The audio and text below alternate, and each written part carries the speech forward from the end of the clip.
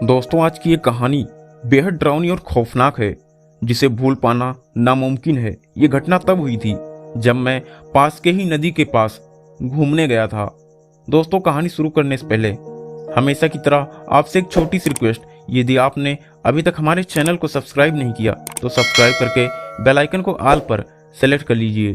तो बिना देरी किए जल्दी से अपना हेडफोन लगाइए और शुरू हो जाइए मेरे यानी सूरज कुमार के साथ। लोगों को कई बार कहते सुना है कि नदी के पार कोई रहता है जो अपनी मर्जी से कोई भी रूप ले लेता है और वहां जाने वाले लोगों के साथ कुछ ना कुछ गड़बड़ हो जाता है। जिसने उसका रूप देखा वो या तो मर गया या फिर डर के मारे बताता ही नहीं। वैसे उस रात मैंने ये सारी बात अपने दोस्तों को बताई।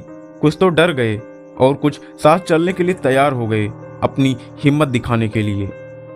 अब हम और 3 दोस्त राजकुमार, अंशुमान और दीपक नदी की तरफ चल पड़े।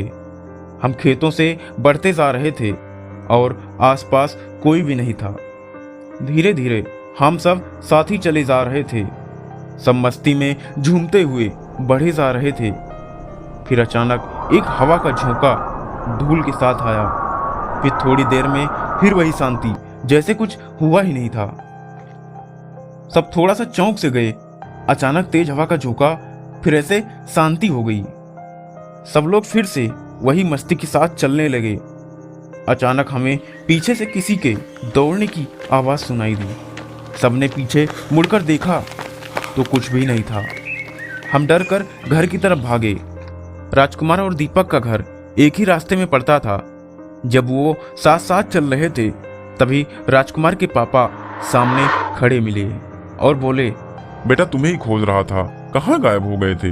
कहाँ कहाँ घूमते रहते हो? दीपक के घर के पहले एक पीर बाबा की दरगाह है। राजकुमार के पापा, बेटा, आज दूसरे रास्ते से चलता हूँ। राजकुमार बोला, चलो ना पापा, इसी रास्ते से चलते हैं। वैसे ही दीपक को उसके घर छोड़ देंगे। राजकुमार के पापा ने गुस्से में कहा, दूसरे रास्ते से क्यों? इसी रास्ते से चलेंगे। तभी दीपक घर की तरफ अकेले बढ़ने लगा।